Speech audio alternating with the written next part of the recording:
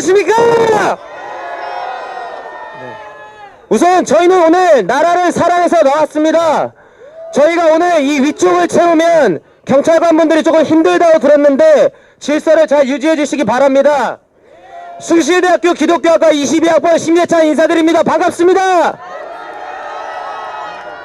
저는 윤석열 대통령의 탄핵을 반대하며 대통령의 조속한 직무 복귀를 요구합니다. 왜냐하면 그것이 바로 우리 대한민국을 바로 세우는 길이기 때문입니다. 지금부터 그 이유를 말씀드리겠습니다. 현재 대한민국은 전시 상황에 놓여 있습니다. 물론 당장 귀가 터질 듯한 총성이 들리는 가시적인 전쟁은 아닙니다. 하지만 그래서 더 무섭습니다.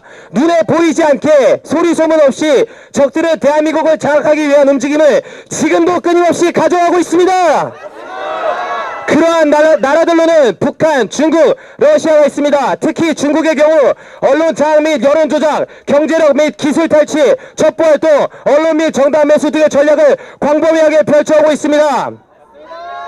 대표적으로 중국 기업 텐센트는 수년간 적자 투성에 시달리던 JTBC에 무려 1000억을 투자했습니다. 도대체 왜 갑자기 중국 기업이 망해가는 한국 언론사에 1000억이라는 거금을 투자했겠습니까? 이 언론사를 통해 대한민국 사회에 영향력을 행사하기 위함이 분명합니다. 또한 지난해인 2024년에는 전직 삼성전자 직원들을 통해 삼성전자 반도체 생산에 필요한 700여 단계의 공정정보가 중국에 유출되었습니다. 그 경제적 가치는 무려 4조 3천억으로 추산됩니다. 해당 사건은 석유 한 방울 나지 않고 지화자원도 없이 기술력 하나로 여기까지 온 대한민국의 간과 쓸개를 중국으로 빼돌린 중대 범죄입니다. 그런데 이상한 것은 이 사건에 간첩법을 적용할 수 없다는 것입니다. 그 이유는 도대체 대한민국 정당인지 아니면 중국을 위한 정당인지 그 정체를 알 수 없는 민주당이 간첩법 개정안을 줄곧 반대해왔기 때문입니다. 이것이 진짜 내란 아닙니까?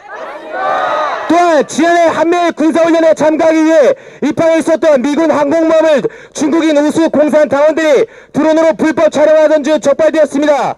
게다가 정보 당국에 의하면 휴대전화 포렌식 결과 중국 공안 관계자 연락처와 중국 공산당 소식지가 대거 확인되었으며 장기간 동안 한국 군사기지와 주요 장비, 미 항공모함 등에 대한 정보를 수집하고 이를 중국에 보고해온 것으로 보인다고 합니다. 그런데 문제는 이 사건 역시 민주당의 반대로 인해 간첩법을 적용하지 못하고 있다는 것입니다. 이게 진짜 대한민국을 위협하는 내란 아니겠습니까?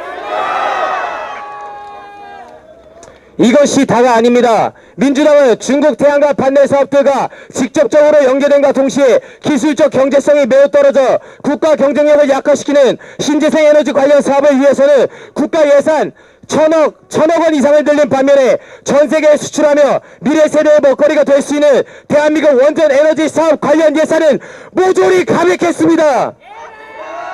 중국에게 득이 되는 사업은 확정하고 대한민국이 돈을 벌 수 있는 사업은 축소시키면서 국가 곳간의 씨를 말려온 것입니다. 그 와중에 놀랍게도 국회의원의 연봉은 1억 6천만 원으로 인상하였습니다.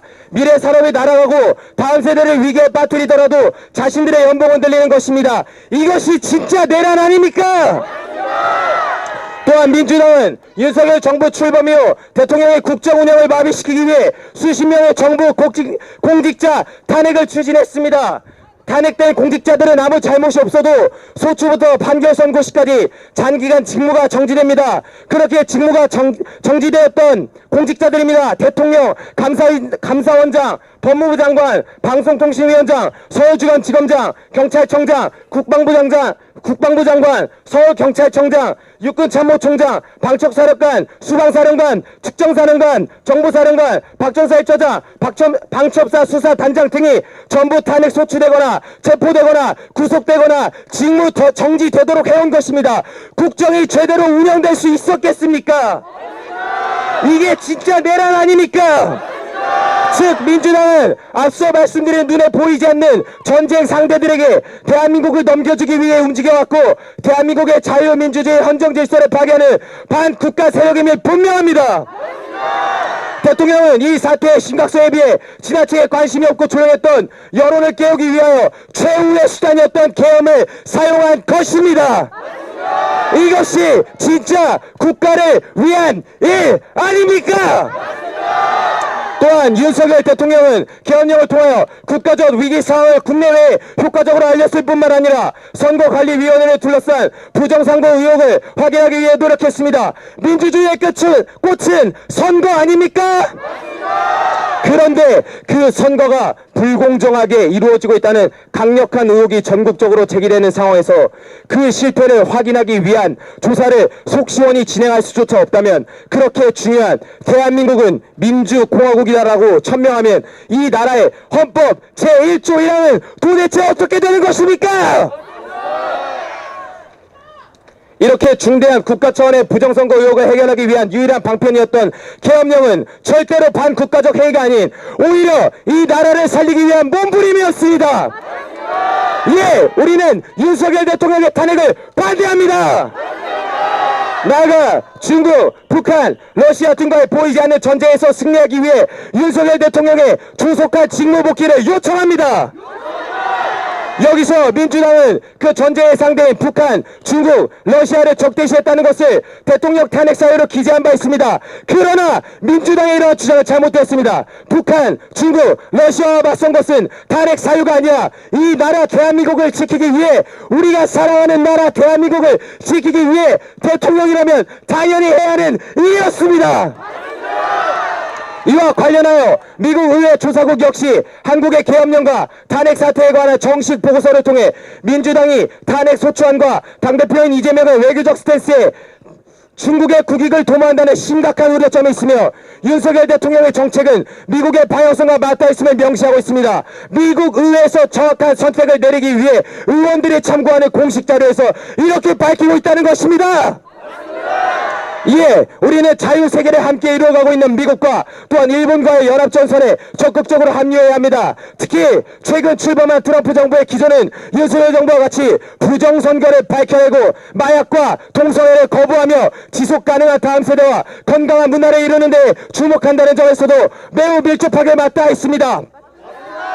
우리는 그냥 싸우기만 하는 것이 아니라 건강한 나라와 건강한 문화를 이루어야 하며 학문적 포스트모더니즘과 동성애를 반드시 막아내야 합니다. 그렇지 못한다면 유럽처럼 신학과 여러가지 학문은 넘어가게 되고 이 나라의 사상적 기조는 물론 모든 정책적 방향들이 사람들의 삶을 해치는 방향으로 가기 때문입니다. 여러분 깨어나야 합니다.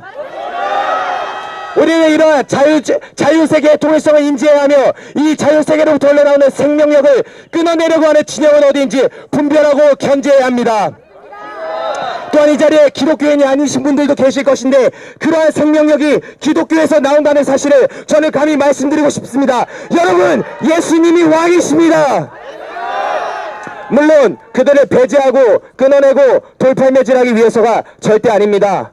우리가 나서는 이유는 생명을 살리기 위함입니다. 권리와 가치를 수호하는 것입니다. 자유와 평등을 지키는 것입니다. 이웃을 진짜로 사랑하고 연합하는 것입니다.